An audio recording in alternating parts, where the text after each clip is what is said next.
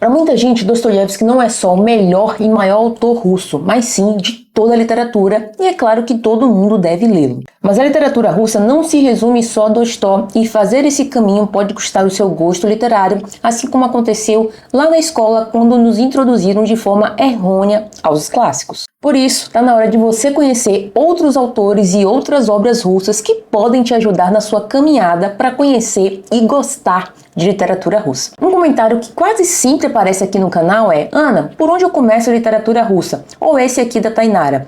Tenho medo de ler Crime e Castigo, não dar conta da complexidade e densidade da leitura e abandonar. E a verdade é que essa dúvida é completamente legítima, já aconteceu comigo, e isso acontece porque geralmente a gente começa da maneira errada. A gente foi apresentado, a gente geralmente conhece a literatura russa falando de Dostoiévski. Só que Dostoiévski não é uma porta de entrada. E começar a ler por ele, eu acredito que seja como, sei lá, escalar o Everest sem oxigênio. Ou também quando a escola manda a gente ler Dom Casmurro sem mesmo explicar o que é ironia. Então, se você já começou a ler um livro russo, achou impossível de ler, triste, denso demais, complexo, o problema não está em você. Talvez seja só a ordem que você está lendo os livros. Então, por que não começar com autores que vão te abrir as portas para esse país, para essa literatura que é a literatura russa? Um dos autores que eu mais recomendo começar é o Turgenev, que eu chamo de a antessala para a tragédia russa. Turgenev é o mais europeu dos autores russos e isso faz total diferença, porque nos aproxima mais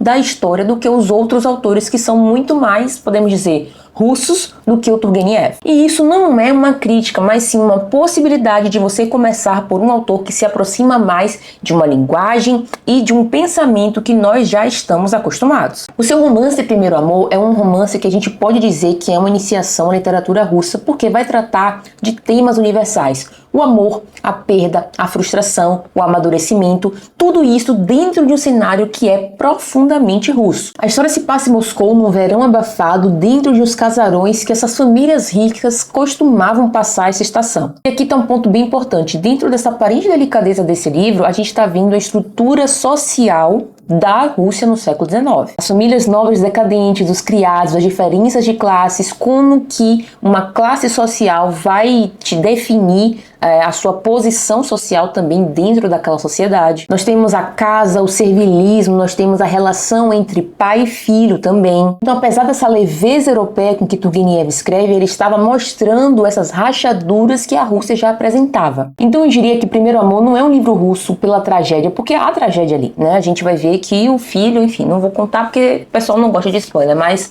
a gente vê a relação de pai e filho se desmoronando, mas eu não diria que é um livro russo por causa dessa tragédia, não. Eu diria que é um livro russo pela melancolia, pelo tom melancólico que há nesse livro, porque o autor está contando uma história que ele passou no verão, né? O narrador está contando uma história que ele passou no verão. E é por isso que eu digo que Primeiro Amor é um livro ideal para você começar a entender a literatura russa, como a gente vai ver nesse trecho aqui. Será que existe alguma alusão na história? Perguntei a mim mesmo. A quem e a que ela estava aludindo? E será que alude de fato alguma coisa? Como vou decidir? Não, não pode ser. Murmurei, virando de um lado para outro as faces ardentes. Mas lembrava a expressão do rosto de Zinaida na hora que contava a sua história, lembrava a exclamação de luxo em deixar escapar no jardim Nevsky, a inesperada mudança no modo como Zinaida me tratava, e me perdi em conjecturas. Quem é ele? Essas três palavras pareciam estar imóveis na frente de meus olhos, gravadas na escuridão, como uma nuvem baixa e ameaçadora suspensa sobre mim. E eu sentia sua pressão e esperava que a qualquer momento a tempestade irrompesse. Eu me habituara a muita coisa nos últimos tempos. Observava muita coisa na casa da Zassiekna, sua desordem, seus tocos de vela de sebo, os garfos e facas quebrados, o desolado Bonifácio, as criadas andrajosas, as maneiras da própria princesa, toda aquela vida estranha já não me impressionava mais. Porém, o que agora me parecia confuso é Zinaida. Eu não conseguia me habituar. Aventureira, disse mamãe sobre ela certo dia. Aventureira, ela, meu ídolo, minha divindade. Essa palavra me incendiava, Eu tentava fugir dela no travesseiro, ficava indignado, e ao mesmo tempo o que não aceitaria, o que eu não dava para ser o felizardo junto à fonte. Depois de Turgenev vem Gogol, e aqui as coisas mudam um pouco, porque Gogol vai transformar o absurdo em linguagem literária. E é o que muitos críticos vão chamar de pai do grotesco, justamente porque o Gogol coloca o riso e a miséria juntos, o possível e o impossível também. Com ele nasce uma nova forma de olhar a Rússia, em que o trágico e o cômico andam de mãos dadas. Gogol pega o cotidiano, pega o pequeno, pega o detalhe e mostra o que há de absurdo nisso. Em Almas Mortas, esse olhar chega ao extremo porque a gente começa a acompanhar um homem que está viajando no interior da Rússia em um plano muito esquisito. E é um plano tão esquisito que parece piada, mas reflete exatamente o retrato que o Gogol queria passar da Rússia naquele momento. Em cada cidade que esse viajante passa, a gente começa a perceber que as pessoas dali estão completamente mergulhadas em vaidade, em estupidez, em corrupção, mas tudo isso é mostrado com extrema ironia, com extrema comicidade também. Os personagens aqui são caricaturas, mas aqui mora o perigo, porque essas caricaturas que estão naquela história, a gente conhece pessoas assim até hoje. Então, Almas Mortas é um grotesco da forma mais pura, porque tem vezes que você tá rindo, mas depois você percebe que você já teve ou você tem aquele comportamento. Então você fala, putz, como é que eu tô rindo de algo que eu faço? Ou por que eu tô rindo de algo que é nocivo, que aquela pessoa faz e às vezes que eu faço também? Aí as coisas realmente ficam complicadas, mas é muito bom para refletir, obviamente. Ler Gogol depois de ler Turgenev, você vai ganhar um amadurecimento muito grande, porque você está saindo do sonho melancólico e tá dando de cara com o espelho trincado. Então você pode se enxergar, você pode enxergar os outros, você pode refletir sobre si, sobre a sociedade que a gente vive, que eu acho que é uma das maiores potências que a gente tem no livro. Quando a gente é capaz de refletir claramente sobre quem nós somos, quem nós queremos ser, qual é a sociedade que a gente vive também. Depois vem Tchekov, e Tchekov dá lugar a um silêncio que muitas vezes pode incomodar. Tchekov, eu tenho a sensação que ele é um autor que escreve sobre o nada, mas ele transforma esse nada em tudo. E pode parecer esquisito, pode parecer frase de efeito, mas eu já vou explicar. Tchekov é um autor que escreve sobre pessoas comuns, sobre esperas intermináveis, sobre vidas que não acontecem nada demais. E eu acho que é aqui que mora a especificidade de Tchekov, porque ele é capaz de mostrar o que é a vida sem um drama, o que é a vida quando o tempo passa e ninguém percebe. Ler Tchekov é aprender a entender o que o texto não diz. E é um autor que prepara a gente para Dostoiévski, porque Dostoiévski também é um autor que vai para além do texto. No conto número 6, esse olhar ganha uma potência brutal, porque a gente está dentro de um hospital psiquiátrico e a gente começa a ver um médico conversando com um dos pacientes. E ele percebe que loucura e sanidade são um limiar muito tênue. Tchekov utiliza desse ambiente de um prédio decadente, pessoas cansadas, um ambiente hostil, para mostrar que esse deixar passar, ou seja, a gente deixar a vida levar, sem viver a vida, apenas existir, é o verdadeiro horror da alma, é o que corrói a nossa alma. A gente termina esse conto se perguntando, pensando sobre esses silêncios, essas existências que a gente faz sem necessariamente prestar atenção no mundo. Então, a gente toma um café mexendo no celular, a gente conversa com as pessoas mexendo no celular, a gente vai no cinema e tá mais preocupado em dizer que assistiu o filme do que prestar atenção. Então, a gente faz várias coisas existindo e não vivendo de fato. Não é sentindo o gosto do café, não é prestando atenção na fala do personagem, não é prestando atenção no que seu amigo está falando, na novidade que ele está trazendo para você. E aqui chegamos em Tolstói, eu diria que Tolstói é autor da consciência. Então, se Dostoiévski está abrindo um abismo, Tolstói está construindo uma ponte, né? Ele olha para os seus personagens, para a história, eu diria, com um amor ao mesmo tempo que uma severidade. E eu acho que eu sou suspeita para falar de Tolstói porque é um dos meus autores favoritos. Eu sou completamente apaixonada pelo livro Ana Karenina.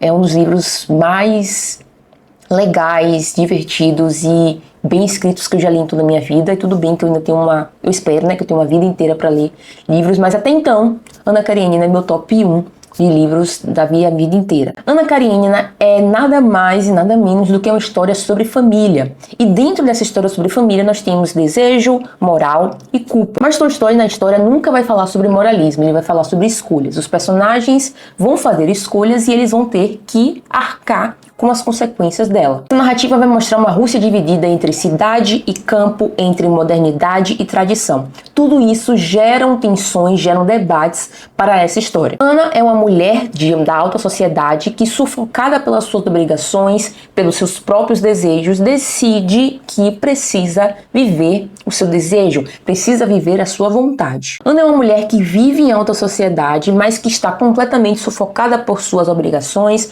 por um casamento que não a faz feliz, ou pelo menos ela acha que não a faz feliz, e decide que quer viver o seu sonho. Ela quer viver o que ela tem vontade de viver, que é um amor fora das regras morais e sociais da sociedade. E aí você pode pensar, Ana, mas você está falando que é uma história de adultério, então é Madame Bovary russo, mas eu diria que não, porque aqui há outras particularidades, inclusive outros personagens que trazem debates extremamente importantes para a gente entender a Rússia, entender por que cada personagem pensa dessa maneira, e isso faz com que a história não gire em torno da Ana, não gire em torno do adultério. E essa foi uma das pegadinhas, eu diria pegadinha, mas essa foi uma das ideias mais maravilhosas que Tolstói teve. Ele colocou o nome da Ana Karenina, mas a gente tem um romance que fala sobre família e que fala sobre a Rússia, que fala sobre essa tensão entre cidade e campo que eu mencionei anteriormente. Então, quando a gente está falando de Ana Karenina, é lógico que o primeiro passo a gente pensa, pô, é um romance sobre adultério, é um romance sobre a Ana que quer viver um romancezinho lá com Vronsky e deixar o marido. Mas quando a gente lê com cuidado, a gente lê com atenção, a gente percebe que tem muitos assuntos que vão para além do adultério, que trazem uma visão maravilhosa sobre a Rússia e que dão uma profundidade imensa para esse livro. Então Tolstói, no final das contas, utiliza cada personagem. Nós temos o Lievin, a Kitty, a Dolly, o Stephen, a própria Ana. Todos esses personagens, eles trazem dilemas. O amor que se choca com o dever, a fé que quer sobrepor a razão. Essa humanidade que torna Tolstói esse coração da literatura russa. E eu quero trazer um trechinho só de Ana Karenina para vocês verem aqui. Para Ana, todo o horror da nevasca parecia agora ainda mais belo.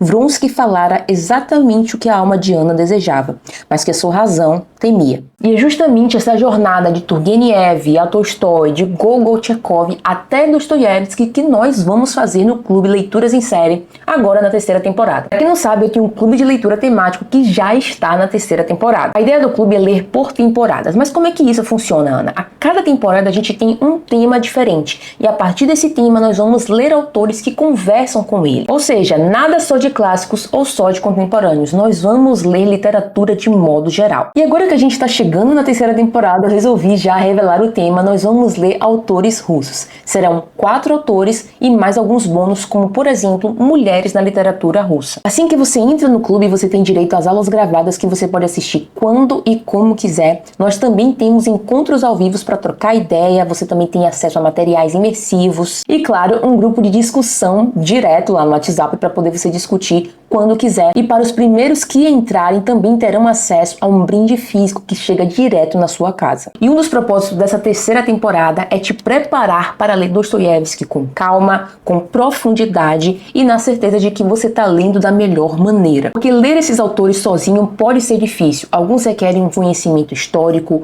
uma interpretação mais profunda e, é claro, uma densidade, uma profundidade, um fôlego literário. No clube, a ideia justamente é essa, percorrer esse caminho junto, entender o que está por trás da história e por que ela é tão marcante. Se você se interessou e quer fazer parte do Clube Leituras em Série, o link para o formulário está aqui na descrição. Preencha lá com seu nome e com seu e-mail, porque por lá você será o primeiro a saber quando as inscrições estiverem abertas. E só depois de tudo isso é que nós chegamos de fato em Dostoiévski, não porque ele fala de crimes, mas porque ele fala da alma humana quando não há mais máscaras possíveis. Eu tenho a impressão que o Dostoiévski, ele não descreve sentimentos, ele disseca esses sentimentos, sabe? Então, quando a gente vai ler Crime e Castigo sem uma materialidade literária, eu tenho a impressão que é como se a gente estivesse assistindo o julgamento sem saber o crime. Dostoiévski meio que reúne tudo que os outros autores já trouxeram. A gente tem o sentimentalismo de Turgenev, o grotesco do próprio Gogol, a gente tem a consciência moral do Tolstói. Então, por isso que a gente tem a impressão de que Dostoiévski é extremamente complexo, porque ele traz a complexidade humana.